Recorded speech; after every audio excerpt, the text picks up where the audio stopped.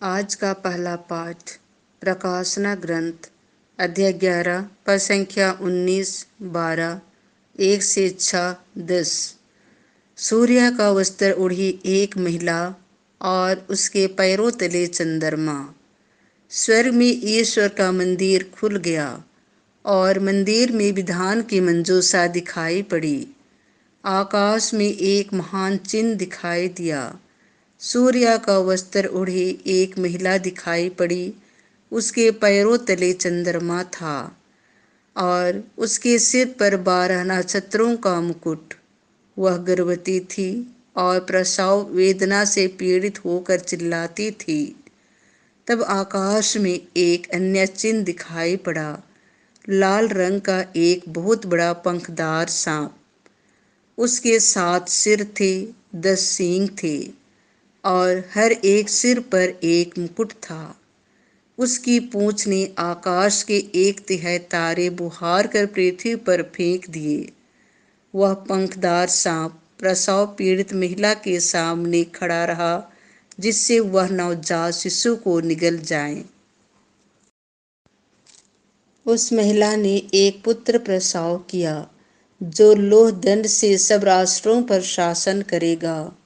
किसी ने उस शिशु को उठाकर उसे ईश्वर और उसके सिंहासन तक पहुंचा दिया और महिला मरुभूमि की ओर भाग गई, जहां ईश्वर ने उसके लिए आश्रय तैयार किया था। मैंने स्वर्ग में किसी को उस स्वर से यह कहते सुना, अब हमारे ईश्वर की विजय, सामर्थ्य तथा राजत्व और उसके मसीह का अधिकार प्रकट हुआ है। आज का दूसरा पाठ कुरिन्थियों के नाम संत पौलुस का पहला पत्र अध्याय 15 पद संख्या 20 से 27। सबसे पहले मसीह और बाद में वे जो मसीह के बन गए हैं। मसीह सचमुच मृतकों में से जी उठे हैं। जो लोग मृत्यु में सो गए हैं, उनमें से वह सबसे पहले जी उठे हैं। चूंकि मृत्यु मनुष्य द्वारा आई थी, इसलिए मनुष्य द्वारा ही मृतकों का पुनरुत्थान हुआ है। जिस तरह सब मनुष्य आदम में मर जाते हैं, उसी तरह सब मसीह में जीवित कर दिए जाएंगे। सब अपने क्रम के अनुसार, सबसे पहले मसीह और बाद में उनके पुनरागमन के समय वे जो मसीह के बन गए हैं।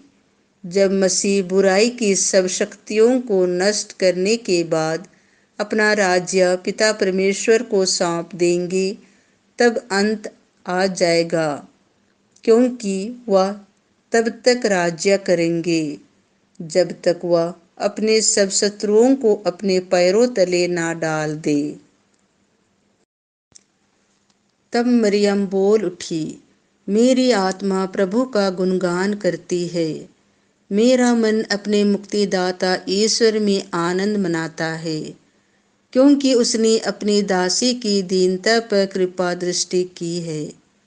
अब से सब पीढ़ियां मुझे धन्य कहेंगी, क्योंकि सर्वशक्तिमान ने मेरे लिए महान कार्य किए हैं। पवित्र है उसका नाम। उसकी कृपा अपने श्रद्धालु भक्तों पर पीढ़ी दर पीढ़ी बनी रहती है। उसने अपना बाहुबल प्रदर्शित किया है। उसने घमंडियों को तितर बितर कर दिया है। उसने शक्तिशालियों को उनके आसनों से गिरा दिया और दीनों को महान बना दिया है। उसने दरिद्रों को संपन्न किया और धनियों को खाली हाथ लौटा दिया है। इब्राहिम और उसके वंश के प्रति अपनी चिरस्थायी दया को स्मरण कर उसने हमारे पूर्वजों के प्रति अपनी प्रतिज्ञा के अनुसार अपने दास इस्राएल की सुध ली है। लगभग 3 महीने एलिजाबेथ के साथ रहकर मरियम अपने घर लौट गई।